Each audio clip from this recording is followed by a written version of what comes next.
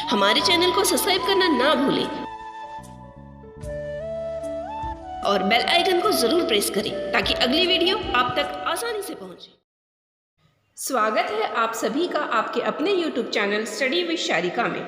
पिछले वीडियो के अंतर्गत हमने समायोजन की युक्तियों के ऊपर चर्चा की थी। आज इस वीडियो में हम उसी टॉपिक के ऊपर कुछ प्रश्नोत्तर के ऊपर चर्चा करते हैं, जिसमें पहला प्रश्न है, निम्न में से समायोजन का तरीका नहीं है वह है ए मनोविश्लेषण, बी कुशिक्षा, सी पुनर्शिक्षा, डी मनोअभिनय। यहाँ इस प्रश्न का आंसर है बी कुशिक्षा। अगला प्रश्न है, विद्यालय में शिक्षक बालकों के समायोजन के लिए कार्य नहीं करेगा। ए कठोर दंड देना, बी सहानुभूतिपूर्ण व्यवहार, सी व्यक्तिगत शिक्षण, डी संवेगात्मक स्थिरता लाने का प्रयास करेगा। इसका आंसर है ए कठोर दंड देगा।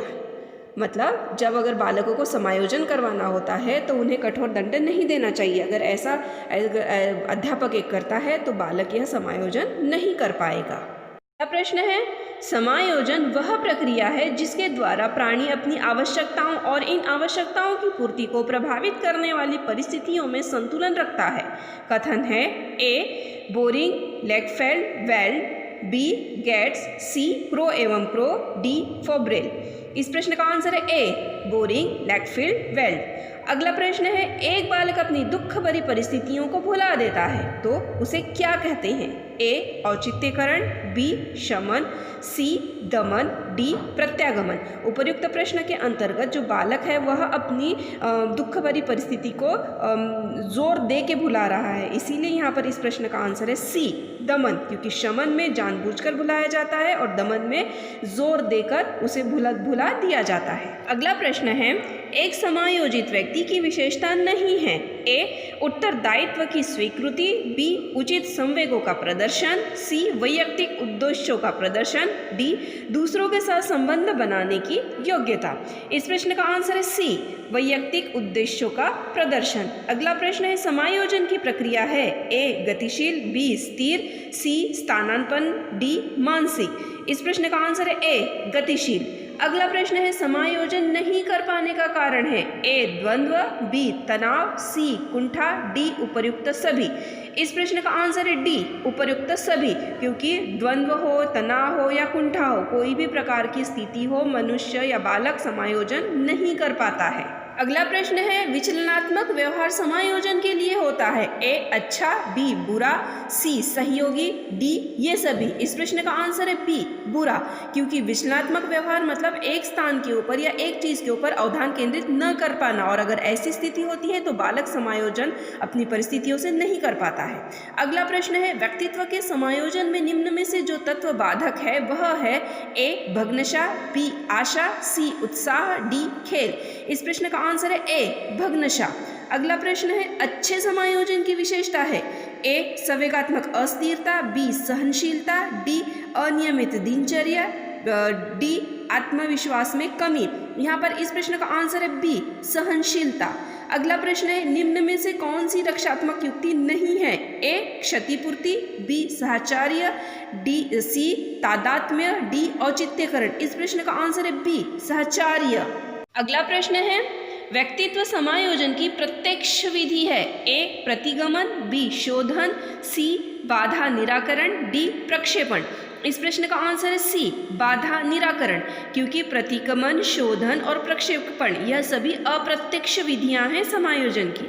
अगला प्रश्न है, एरिक्सन के अनुसार आप अपना व्यक्तित्व समायोजन नहीं कर सकते यदि आप अपने आप को नियंत्रित करने में असमर्थ है, बी समर्थी, योग्य एवं परिश्रमी है, सी कोई उत्तरदायित्व वहन करने में असमर्थ है, डी स्वयं पर एवं दूसरों पर विश्वास करते हैं। इस प्रश्न का आंसर है ए यदि आप अपने आप को नियंत्रित करने में असमर्थ है। अगला प्रश्न है, निम्न में से कौन सा तरीका प्रत्यक्ष समायोजन का है? ए प्रक्षेपण, बी दमन, सी प्रतिगमन, डी लक्ष्यों का प्रतिस्थापन। यहाँ इस प्रश्न का आंसर है डी लक्ष्यों का प्रतिस्थापन। अगला प्रश्न है, एक छोटा बालक जिसे उसके एक साथी ने पीटा है, घर लौटने पर उसके छोटे भाई को लात लगाता है। यह बालक जो प्रतिरक्षा युक्ति का उपयोग कर रहा है वह कहलाती है? ए प्रतिस्थापन, बी प्रतिगमन, सी प्रक्षेपण, डी युक्तिकरण। इस प्रश्न का आंसर है ए प्रतिस्थापन, क्योंकि प्रतिस्थापन को ही विस्थापन कहते हैं और उसके अंतर्गत जब व्यक्ति एक उचित स्थान के ऊपर अपनी भावनाओं की अभिव्यक्ति करने में असमर्थ होता है तो वह किसी अन्य स्थान पर अपनी भावनाओं की अभिव्यक्ति कर देता है और जो समायोजन स्थापित करता है उसे ही प्रतिस्थापन या विस्थापन कहते हैं। अगला प्रश्न है, दमन एवं शमन प्रकार है? ए अभिप्रेरणा विधियों के, बी समायोजन विधियों के, सी रक्षा युक्ति के, डी शिक्षण विधियों के। इस प्रश्न का आंसर है सी रक्षा युक्तियों के। अगला प्रश्न है, बच्चे जैसा व्यवहार करना एक उदाहरण है? ए युक्तिकरण, बी प्रतिगमन, सी प्रक्षेपण, डी विस्थापन।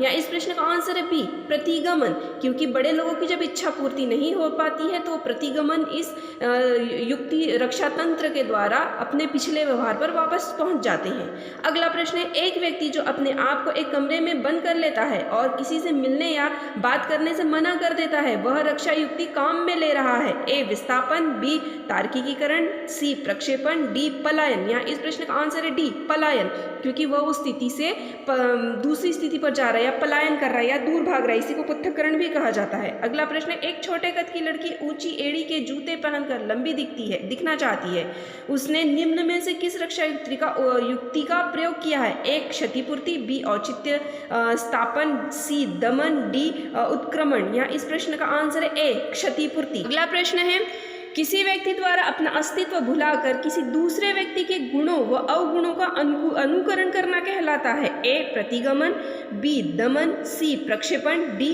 तादात्म्यकरण। इस प्रश्न का आंसर है डी तादात्म्यकरण। अगला प्रश्न है, जब व्यक्ति असफलता, दुख, पीड़ा को बलपूर्वक भूलने का प्रयास करता है, इसे कहते हैं? ए प्रतिगमन, बी तादात्म्यकरण, सी प्रक्षेपण, डी दमन। या इस प्रश्न का आंसर है डी दमन। अगला प्रश्न है, एक विकलांग बालक अत्यधिक परिश्रम करके कक्षा में प्रथम आने का प्रयास करता है, इसे किसी प्रतिरक्षण प्रणाली में रखोगे? ए पुष्टिकरण, बी प्रक्षेपण, सी प्रतिगमन, डी क्षतिपूर्ति। यहाँ इस प्रश्न का आंसर है डी क्षतिपूर्ति। अगला प्रश्न है, निम्नलिखित में से कौन सा मेल सही नहीं है? ए अंतर्मुखी स्वयं अपने में रहना, बी प्रक्षेपण अपनी गलतियों दूसरों पर डालना, सी युक्तिकरण अपना गुस्सा दूसरों पर उतारना, डी प्रतिगमन पुरानी आदतों में लौटना। इस प्रश्न का आंसर है सी युक्तिकरण अपना गुस्सा दूसरों पर उतारना, क्योंकि युक्तिकरण का अर्थ होता है कि व्यक्ति अपनी कमियों, गलतियों या गलत विचारों को विभिन्न रूपों में सही ठहराता है।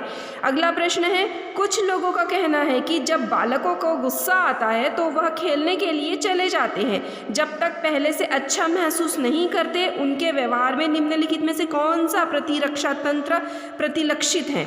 ए प्रक्षेपण, बी पृथक्करण, सी प्रतिक्रिया निर्माण, डी उदात्तीकरण। या इस प्रश्न का आंसर है बी पृथक्करण।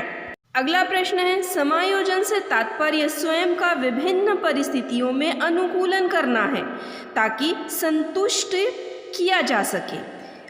ए दूसरों को, बी प्रेरकों को, सी उद्देश्यों को, डी आवश्यकताओं को। या इस प्रश्न का आंसर है डी आवश्यकताओं को। उम्मीद करती हूँ आपको मेरी यह वीडियो अच्छी लगी होगी। हमारे चैनल को सब्सक्राइब करना ना भूलें और बेल आइकन को ज़रूर प्रेस करें ताकि अगली वीडियो आप तक आसानी से पहुँचे। धन्यवाद।